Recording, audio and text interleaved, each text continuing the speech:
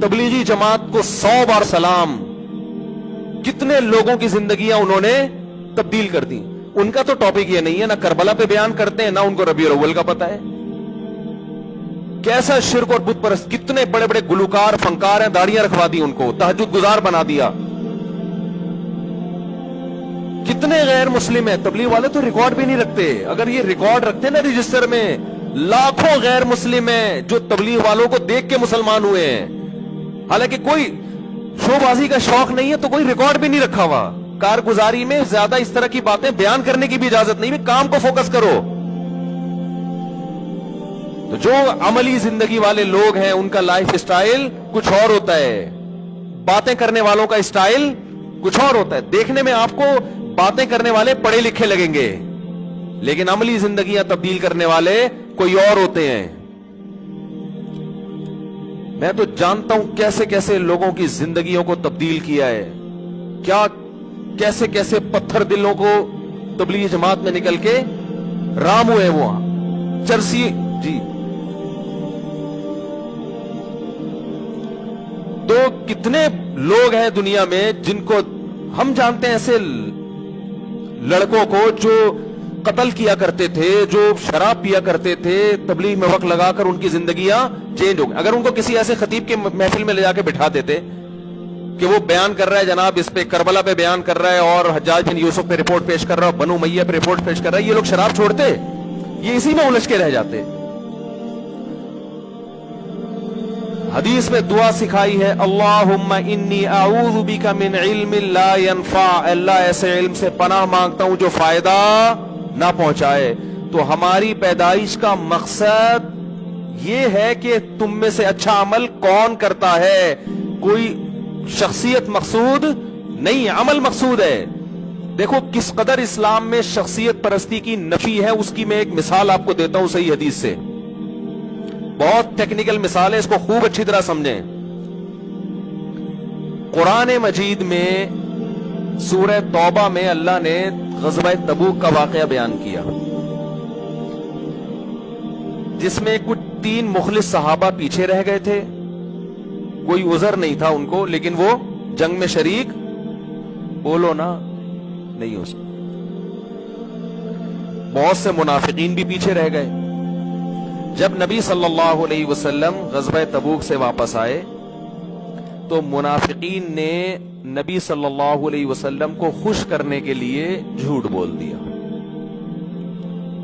ताकि नबी आप पे नाराज ना हो, नबी को तकलीफ ना हो। अगर वो ये कहते ना हमें कोई उज़र नहीं था फिर भी हम पीछे रह गए, तो उन्हें पता था नबी को इससे क्या होगी, तकलीफ होगी। तो कुरान ने कहा, यहलिफून लकुम लितरज़ौ अन्हुम, कि ये आपके सामने कस्में उठाते हैं ताकि आप इनसे राजी हो जाएं, आप इनसे खुश हो जाएं। फ़इन तरज़ौ अन्हुम फ़इन्नल्लाह ला यरज़ा अनिल क़ौमिल फ़ासिक़ीन। अगर आप खुश हो भी गए तो अल्लाह ऐसे फासिकों से खुश नहीं होगा। अब पॉइंट की बात समझने की है। वो नबी को खुश कर रहे हैं, लेकिन अल्लाह कह रहा है मैं फिर भी खुश नहीं हूंगा। क्यों? यहां नबी को खुश करने का मकसद अल्लाह को खुश करना नहीं था, ज़ाते नबी मकसूद थी जिसमें अल्लाह नहीं था। तो इसमें बता दिया गया कि नबी को खुश करना भी जब सवाब है, जब उस खुश करने का मकसद किसको खुश करना हो, अल्लाह को खुश करना हो। तो इस्लाम में पहले कौन है? अल्लाह है। तो वो अल्लाह क्या कहता है, लियब्लुवकुम अय्युकुम अहसनु अमला। उसने तुम्हें पैदा किया है, इसलिए नहीं कि तुम्हें हिस्ट्री में बहुत जबरदस्त महारत हासिल हो जाए, इसलिए नहीं कि तुम्हें एक एक बनु उमय्या का पता चल जाए कौन कितना खराब था और कौन कितना नेक था, और बनु अब्बास का पता चल जाए। इसलिए पैदा किया लियब्लुवकुम, वो तुम्हें आजमाना चाहता है, अय्युकुम अहसनु अमला, तुम में अच्छा अमल कौन करता है। आप कह सकते हैं भाई अच्छा अमल यही है जो हम कर रहे हैं, बहुत अच्छा अमल है कि हमने अवाम को उलझा दिया है इन मसाइल में, बहुत अच्छा अमल है। अवाम पहले गलत समझ रही थी, हमने सही समझा दिया अवाम।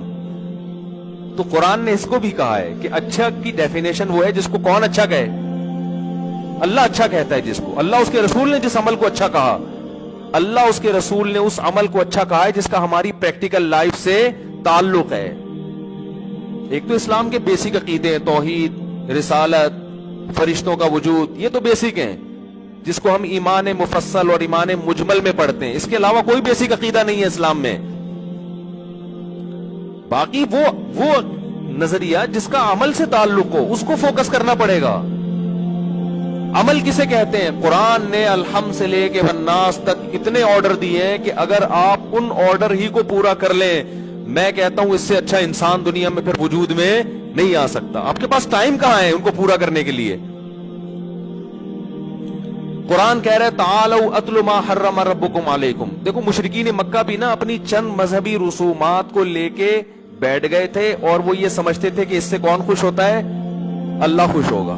قرآن نے جگہ جگہ نفی کی. کیا انداز ہے قرآن کا؟ قل، اے نبی ان سے کہہ دیجئے تعالوا آؤ، اتلو میں تمہیں پڑھ کے سناتا ہوں اللہ کا کلام، ما حرم علیکم ربکم، میں بتاتا ہوں تمہارے رب نے کون سی چیزوں کو حرام کیا ہے. یہ جو تم نے جاہلیت کی چند رسومات کو پکڑ کے بیٹھ گئے ہو نا اپنے طور پر، اب معیار ایک تم نے بنا لیا، یہ نہیں ہے. آؤ میں تمہیں بتاتا ہوں کون سی چیزیں جن سے خدا ناراض ہوتا ہے اور کون سی چیزیں جن سے خدا خوش ہوتا ہے.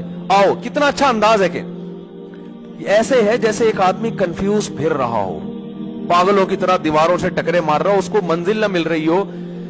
اس نے جانا ہے جناب صدر جانا ہے، کوئی گاؤں دیہات سے کوئی بندہ کراچی آ گیا، یا اس نے کینٹ اسٹیشن جانا ہے.